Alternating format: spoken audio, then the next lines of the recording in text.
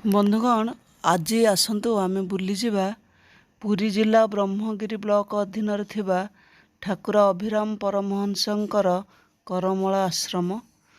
आमे बाइक जोगे आसी पहुँची जाइचु। करमला गाँ एठू मात्र अल्प 1 किलोमीटर 2 किलोमीटर हम।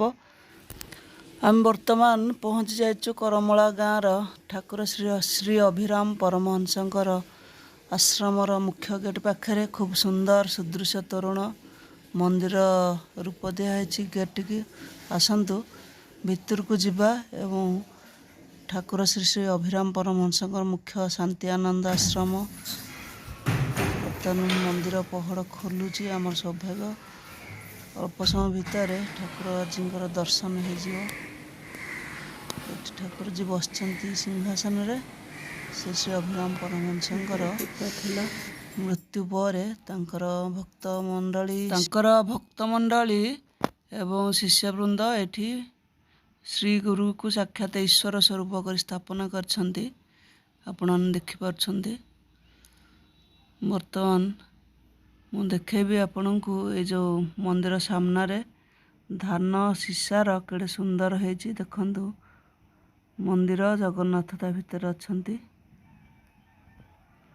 एबे आमे आसिक पाखरे थिबा पोखरी ठी पहुँचीचे। पोखरी कूल रे ये जो पोखरी कूल रे ठाकुर अभिराम परमहंस बसंती।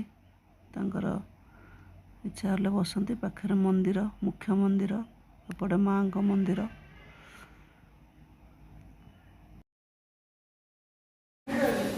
बंधुगण आमर सौभाग्य को श्री श्री ठाकुर अभिराम परमहंसंकर पवित्र पीठरे आमे 2 जन सन्थ को भेटी थिलु। आज्ञा प्रणाम। ठाकुर जी विषय रे कौन कहबे आपण परिचयटा टिके। बाबाजी रत्नाकर दास आज्ञा संतान दशम करमणा आज्ञा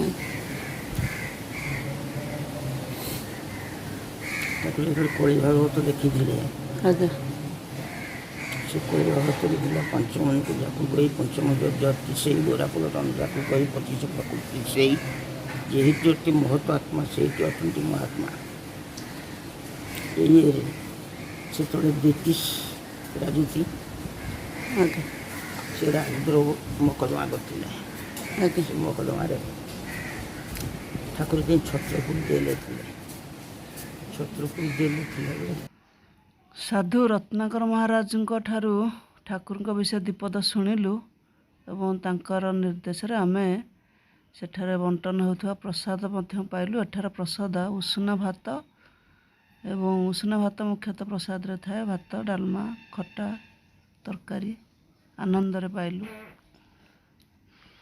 अबे आमे वर्तमान प्रसाद पाई सारला परे ठाकुर अभिराम श्री श्री परमहंसंकर समाधि स्थल दर्शन करथिलु एवं सेठारे भक्तिपूत प्रणाम जणाइथिलु। एई जगारे ठाकुर श्री श्री अभिराम परमहंस उनकर समाधि पवित्र पुण्य समाधि पीठ तंकर व्यवहृत जो सिंहासन जो थे बसुले ठाकुर जी सब दर्शन कलु।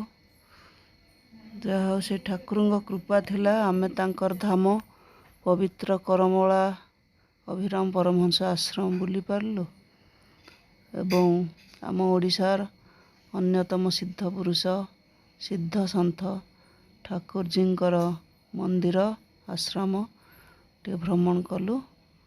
जय जगन्नाथ।